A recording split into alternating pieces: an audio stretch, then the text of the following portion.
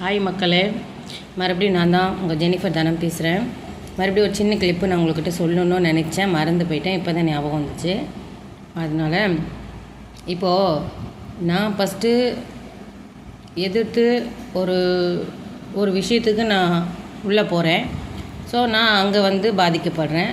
So அது விஷயமா நான் நோக்கி ஓடுறேன். ஸோ இவங்கெல்லாம் சம்மந்தப்படாதவங்களெல்லாம் நம்மளை டார்கெட் பண்ணி நம்ம பணம் கேட்குறோன்னு சொல்லி எல்லார்ட்டையும் பணம் வாங்கி நம்ம மேலேயே அலிகேஷன் வச்சு நம்ம மேலே ஒரு பொய் வழக்கு போட்டு நம்மளை தூக்கி உள்ளே வச்சு இது சட்டம் தானே பார்த்துட்ருக்குது. சொல்லுங்கள் பார்ப்போம். அப்போ எங்கே நியாயம் இருக்குது, எங்கே சட்டம் இருக்குது? ஒரு அரெஸ்ட் பண்ணுறாங்க, சாதாரணமாக உள்ளே தூக்கி வைக்கிறேன்றாங்க. அது என்ன ஏதுன்னு. ஏன்னா அப்போ எல்லோரும் பணம் இருக்குது சட்டத்தில் சொல்கிறாங்க. பணம் இருக்கிறவன் என்ன வேணால் பண்ணலாங்க, உங்கள்கிட்ட பணம் இருக்கான்னு கேட்குறாங்க. புரியுதுங்களா? எனக்கு தெரிஞ்சு சூர்யா, சிக்கா இவங்க இப்போ பண்ணுற தப்பு பண்ணுறவங்களோடைய அவ்வளோ அதிகமாக பெரிய தப்பு ஒன்றும் பண்ணிடலைங்க. அதுதான் உண்மை. சரிங்களா? அவங்க வயிற்று வளர்க்கணும், ஓப்பனாக ஸ்டேட்மெண்ட் கொடுக்குறாங்க. நான் அப்படி இருந்தேன், இப்போ நான் அப்படி கிடையாது, நான் ஒழுங்காக இருக்கிறேன். ஒரு கண்டென்ட் ஏதோ ஏமாத்தினா அதுக்கு பதில் அவங்க அனுபவிக்க போகிறாங்க.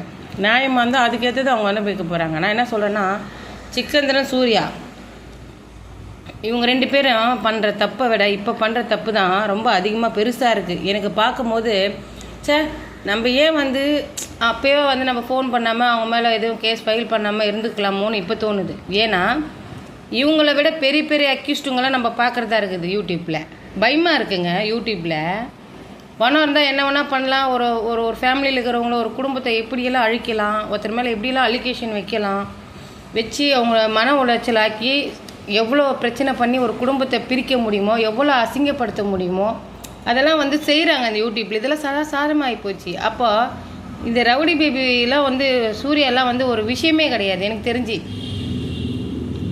ஓகேங்களா? நான் இதை வேணால் எங்கே வேணால் அடித்து சொல்லுவேன். நீங்கள் சும்மா சூர்யாவை இது பண்ணுங்கள், சிக்காவை பண்ணுங்கள். பாவங்க, அவங்க என்ன பண்ணாங்க சொல்லுங்கள். நான் பண்ணாதீங்க அந்த தப்புன்னு அவங்க என் நம்பர் எடுத்து மிஸ்யூஸ் பண்ணாங்க. என்னை மீடியாவில் போட்டாங்க, யூடியூப்பில் போட்டாங்க. நான் கொண்டு போய் கொடுத்து எஃப்ஐஆர் போட்டாங்க. ஸோ அவங்க தண்டனையை அனுபவிச்சுட்டு வந்துட்டாங்க. அவங்க திருந்தி வாழ்கிறேன்றாங்க. திருந்தி வாழ அவங்க திருந்தி வாழறும் போது அவங்கள விட்டுருங்க, அவங்கள நோண்டாதீங்க. சரிங்களா? உங்களுக்கு ப்ராப்பராக நீங்கள் மீடியாவில் பெரிய ஆகணும், நீங்கள் உங்கள் யூடியூப் சேனல் வளர்ந்து நம்ம 4 ரூபா சம்பாதி 4 பேருக்கு தெரியணும்னா அது நீங்கள் சொந்தமாக பண்ணுங்கள். மற்றவங்க சொல்லி இது பண்ணாதீங்க. ரவுடி பேபி, சூர்யா, சிக்காலாம் எனக்கு தெரிஞ்சு அவங்களாம் ஒரு இதுவே கிடையாது. அவங்கள பழக்கி விடுங்க. பாவம், இன்னும் எத்தனை வருஷம் இந்த மாதிரி ஓட்டிகிட்டு இருக்க போகிறீங்க? உங்கள் லைஃப்பை நீங்கள் பாருங்கள். தேவையில்லாமல் யாருக்கும் போய் மாட்டிக்கிட்டு பின்னாடி புண்ணாயிடுச்சுன்னா உங்களுக்கு தான் அது வேதனை. நான் சொல்ல வேண்டியது சொல்லிட்டேன். ஓகேவா? பாய் மக்களே.